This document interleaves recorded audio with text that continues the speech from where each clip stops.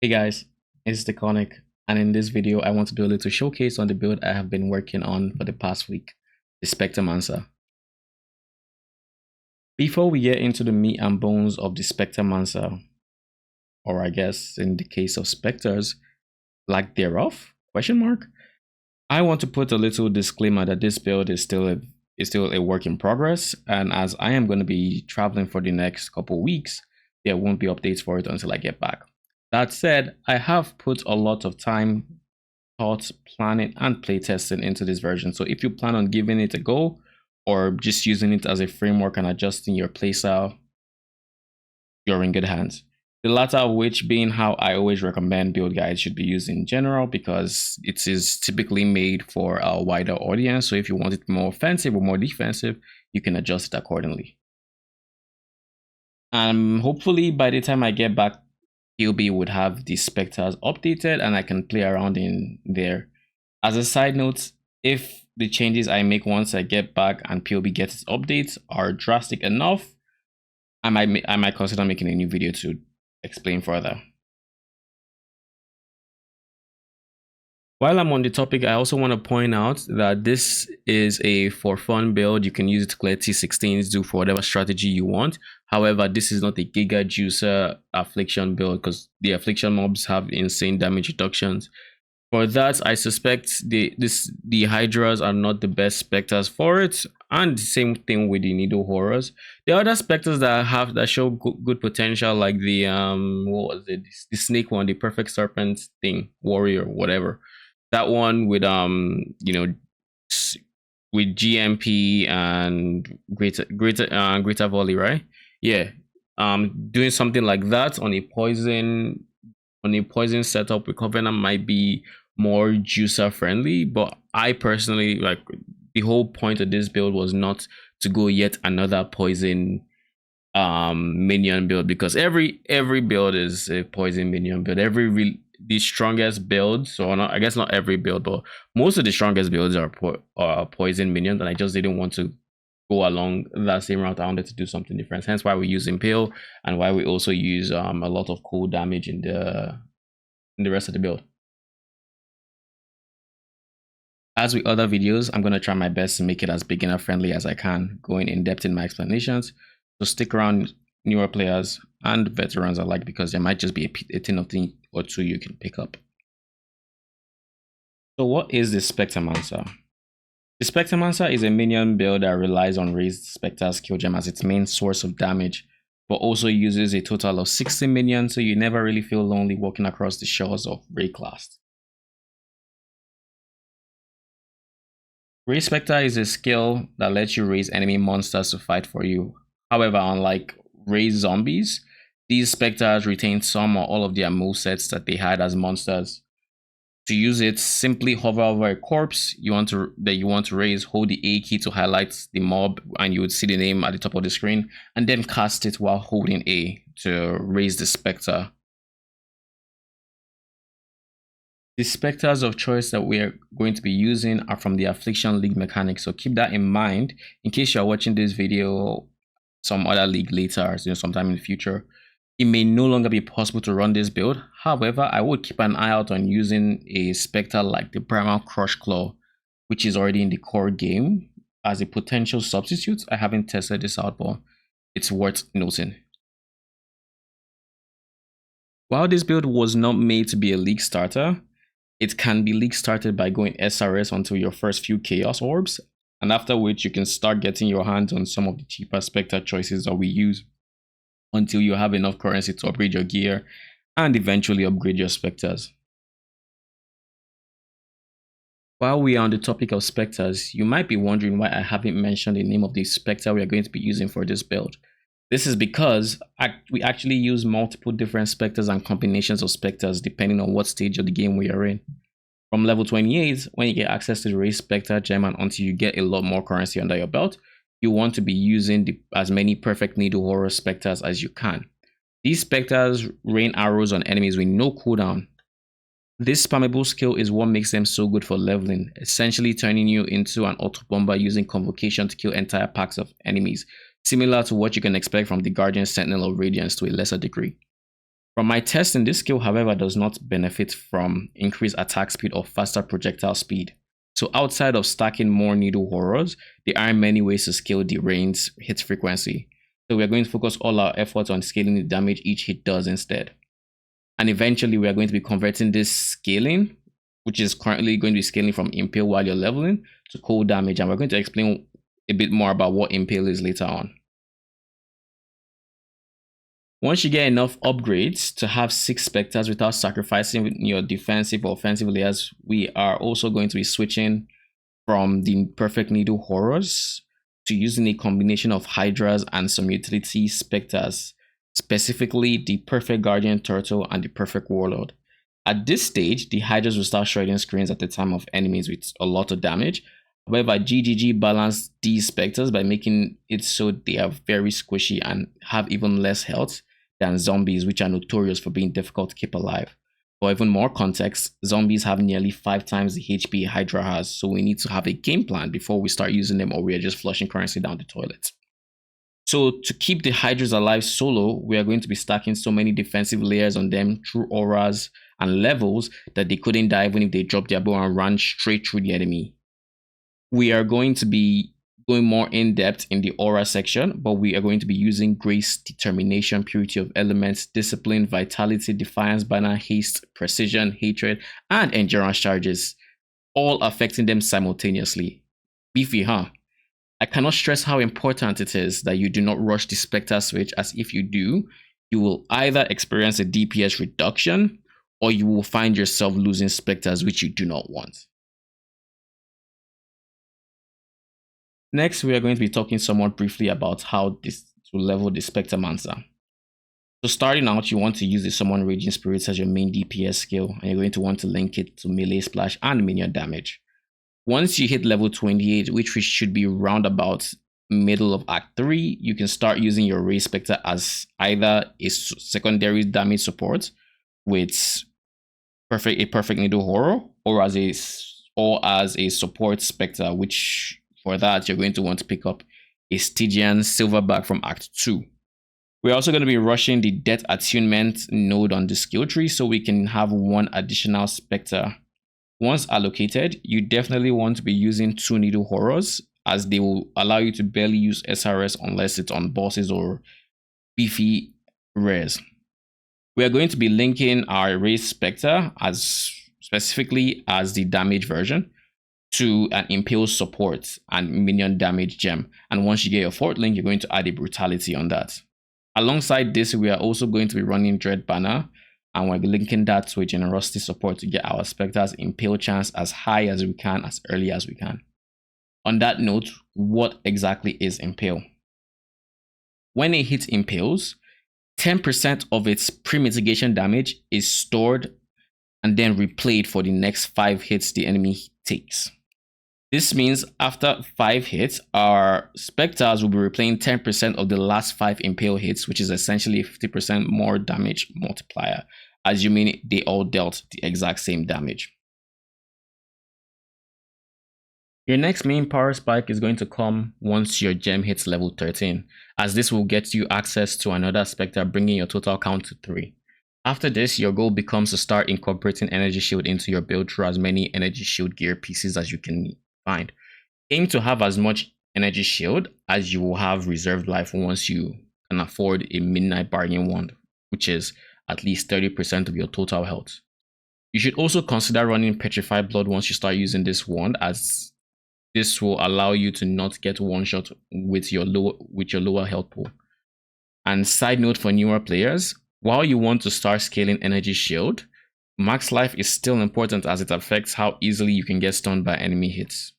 However, this setup should be more than enough to carry you through the campaign. Hitting 6 Spectres is one of the bigger goals while gearing up during the endgame, but before we get there, we have a bit of groundwork to do first. The first of which is going to be dropping life scaling entirely for full Energy Shield. However, we have to account for chaos damage, which goes right through Energy Shield. With chaos inoculation unavailable to us because of our wand choices, we have 2 ways we can easily solve this. The first is Sharon's Wrappings body armor, and the second is the coruscating elixir, which is a flask. We are, however, converting all of our minions' damage to cold, which would make Replica Covenant's added cold damage invaluable to us. So that takes body armor out of the equation. This is why we opt for the flask. Now, we then have to make sure we have 100% uptime on the flask by picking up the Brutal Restraint Timeless Jewel, specifically the one that says in the Akara of Balbala, or Balbala, because it provides us with a Traitor Keystone, which allows us to gain 4 flash charges every 5 seconds for every empty flask slot. This is why we only use 3 flasks in the endgame build, so we can get 8 charges every 4 seconds. To achieve 100% uptime, we are going to need to get the coruscating flask as high quality as we can, so it lasts longer. This is going to be 20% if on a tight budget, but ideally we want to get up to 28% through Betrayal Crafting, which can be bought on TFT Discord server in the services channel or farmed yourself. You also want some increased flash charges gained, which typically involves picking up the Essence Extraction node wheel over here, this one. However, to save some skill points, we are going to be using PoB to look for specific Brutal Restraints that come with multiple % increased flash charges gained appended to nodes like this node over here. You can see the % increased flash charges gained at the bottom. Because the tool can be finicky, however, I will save you guys the effort and leave some trade links in the description for suitable Brutal Restraints. Just click the link and you should be able to buy any that show up. Ideally, you want 3, but you can get one that only shows up with 2 flash charge nodes.